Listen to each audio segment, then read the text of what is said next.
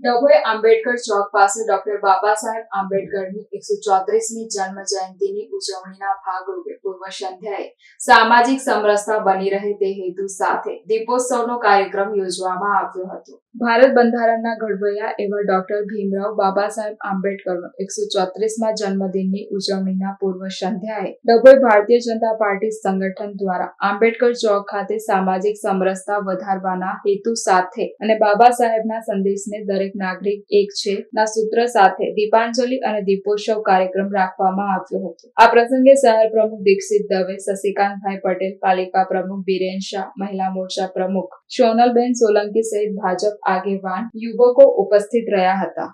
બાબા સાહેબ આંબેડકરની 134મી જન્મ જયંતિની પૂર્વ સંધ્યાએ ભારતીય જનતા પાર્ટી ગુજરાત પ્રદેશ અધ્યક્ષ સી આર પાટીલ સાહેબની માર્ગદર્શન હેઠળ આજે ડભોઈ નગર અને તાલુકાનો કાર્યક્રમ દીપોત્સવથી કરવામાં આવ્યો છે. ડોક્ટર બાબા સાહેબ આંબેડકરની પ્રતિમાને ફુલહાર વિધિ કરવામાં આવી છે. ગુજરાત પ્રદેશ કારોબારી સભ્ય શશિકાંતભાઈ, ડભોઈ નગરના પ્રમુખ દેવ દીક્ષિતભાઈ, નગરપાલિકાના પ્રમુખ બીરેન શાહ વગેરે ટીમ હાજર રહી છે.